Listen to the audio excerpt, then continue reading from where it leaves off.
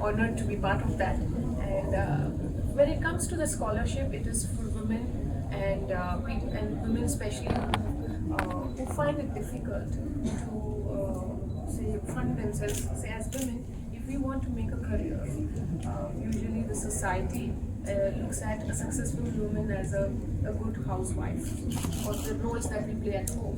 But what if a woman has an aspiration of creating a career path for herself? When it comes to middle class families in our country, I've seen that the finance, when it comes to at home, it's divided, a huge chunk goes to the boys, doing the career or education, but very less to girls. So if in some way the scholarship helps such women who want to create an identity for themselves, I think it's great, and that is why I feel I wanted to be associated with this. Bhaichung, what about you? Is this one of the first investments that you made in the education sector? In the education sector, yes. In fact, taking forward the concept of Masai, I think with the education system was doing right now is fantastic. In fact, the kids were selected, there's no fees, and I think Masai does train them and educate them and also get them a job. And that's when I think it benefits both the student and the company. But also, I think it's a great concept because it's a successful concept. We've seen that in football. I think a lot of European clubs do that concept, and it's a very successful concept, which I think Indian football can do that. In Europe, you spot the talent, you train them, make it a big asset, make them a big asset, and they want to play for their club. Obviously, the players get a good, huge contract, but at the same time, it becomes an asset for the club to sell it in a bigger revenue. So I think it is a very good concept that definitely helps. The education system aside, I hope to get football, especially the club system, starts following that concept, catch them young, train them, and make them an asset, and hopefully sell them as well, and it benefits the club, the players, and the country. Well, we sure hope to see that happen. But Pradeep, tell us a bit about how you're going to be using this capital in the context of what is going on in the EdTech sector. I know you're slightly different from the Bhaichungs and other academies in the world, and that you're focusing on developing a skill set for jobs. But given the funding window that we're seeing, the mass layoffs in the sector, what are you doing to protect and grow your business? What is your role? First, we started Masai School with a very strong foundation. So we have principally built a very strong business, which is cash flow positive, always towards profitability. That's one of the core philosophies on how we build this business so far. This capital is going to be utilized not just in our existing programs, but we have also started another program which is meant for different kind of audience. So currently, Masai School is one school for all kind of graduates and students comes from high school grads as well and college dropouts as well. And they can enter into Masai School. By the end of it, they don't have to pay any upfront fees. By the end of it, once they get a 5 lakhs per annum job in tech ecosystem, then they pay us fees other than they don't pay us a single time. So it's an outcome-based education. It is majorly targeted towards graduates as of now. But when we wanted to enter into the college, where the students are there, just like what Bhaichung said, that we wanted to basically catch them early, wanted to work with them, and wanted to build those skill sets right when they're in college, so that they don't miss out on their prime 4 years when they are spending on there. And that's one program, which is a smaller program that we are just getting started with. And one program is Masai X, which is for experienced professionals. So someone who has now entered into the career of software development, but now wanted to move up the ladder. So for them, there will be programs. There are two programs, programs apart from the flagship program that we have. We are starting with that, and we are going to that one. Sure. What is going to be the path to profitability? And when we talk about expansion, you had a couple of acquisitions last year. Would you look at the inorganic route to grow now that you have some capital as well? No, so fundamentally, as I said, that we believe in building a very, very strong foundation towards building a business. And one of the most important things is that we don't believe in economic growth. Like for example, right now, you will see Masai School, most of these students used to be Masai School, around 70 to 80% of the students come from the existing students. So it's a very high word of mouth.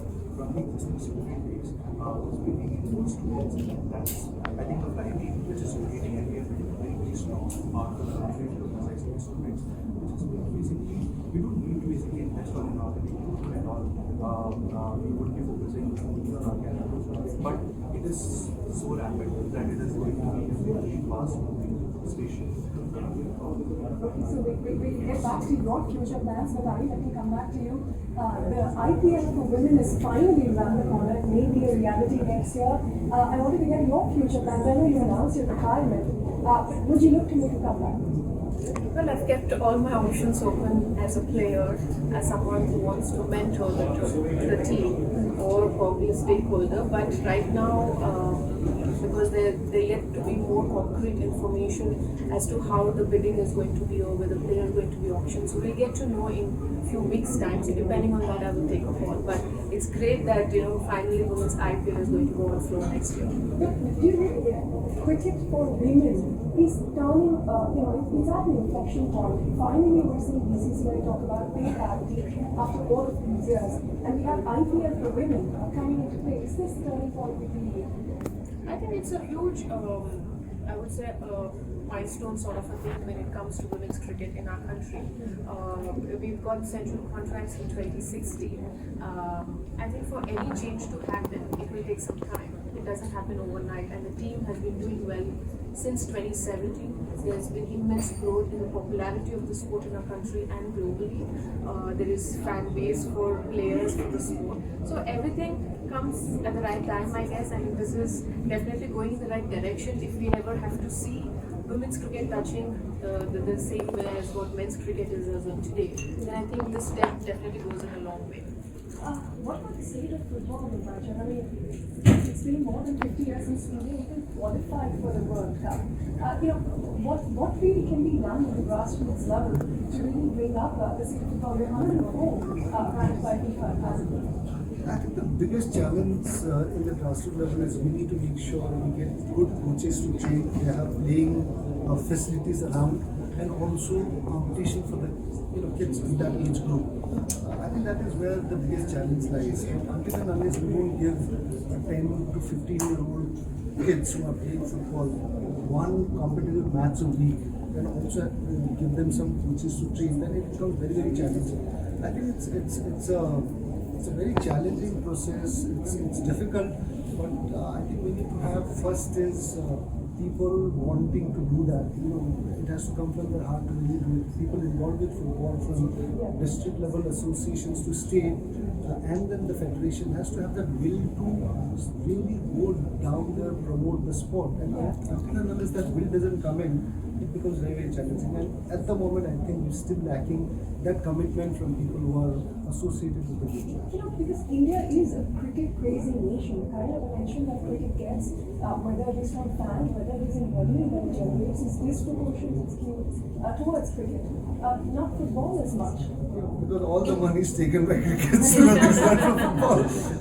So now again, women's Premier League coming in, another chunk is going to go there. So I think other sports are going to struggle. But I think we'll have to keep fighting, we'll have to keep working.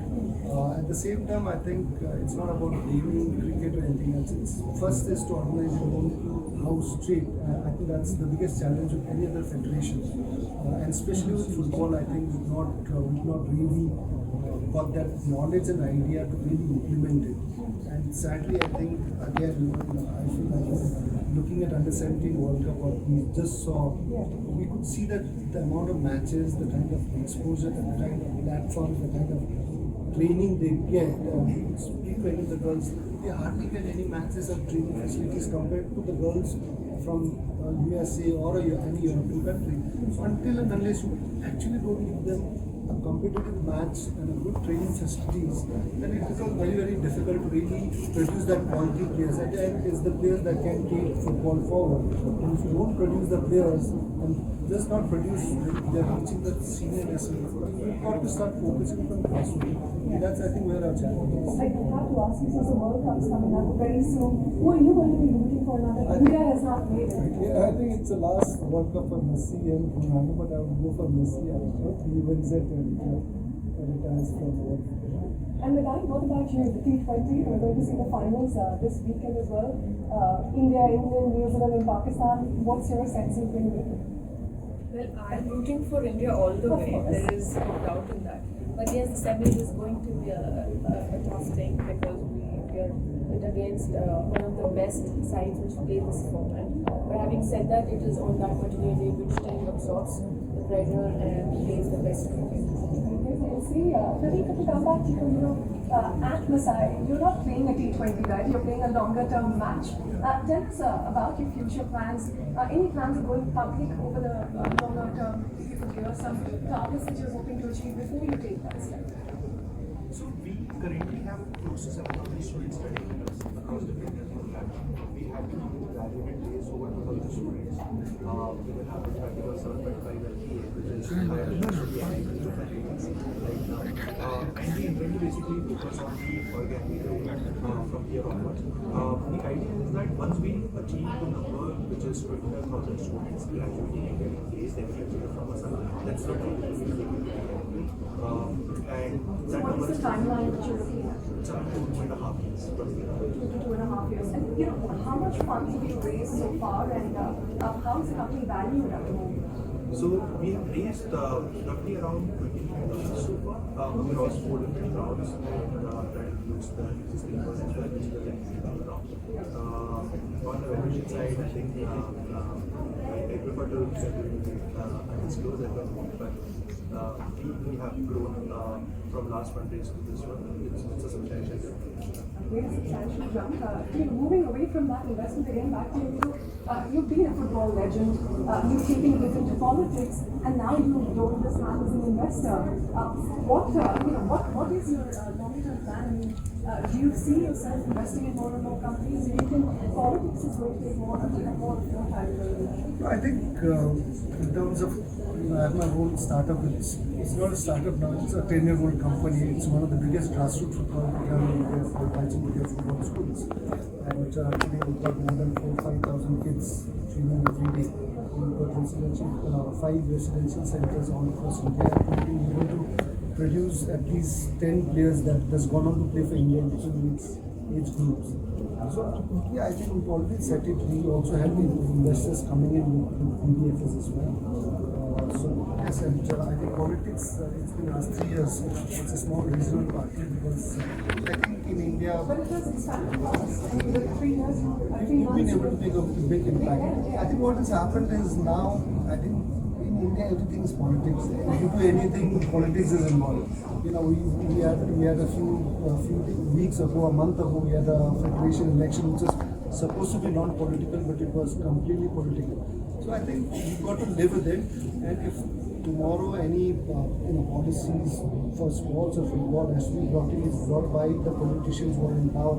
So I think you need right people in those positions to bring in the right policies and make sure it goes right down to grassroots level to make sure that those policies are implemented. Is politics something you were thinking of while you were playing football? When did this I've happen? always followed politics. Even when I was in my prime time, not many players like being my roommate because I was always watching news. So yes, I've followed politics, Indian politics, world politics for the last 20-25 years. So it's been something that's always fascinated me. And so. Mithali, like you said, you can't really escape politics in India. Any plans on that front at all? Not at the moment. But speaking in terms of your investments, are there other companies that you're looking at? What are your plans on this front? I mean, would you be investing in more education companies? Are you looking at other sectors as well? Well, I've not really given that a serious thought as of now because post-retirement with the movie and the homecoming. I don't know if you pretty can call much. it a retirement yet. So life has been very busy. So maybe at some point I will definitely look into the other sectors and so on. Okay, all right. Pradeep, Mithali, and Bhaichung, it's been a pleasure speaking with all of you. I wish you all the very best. Thank you. Thank you.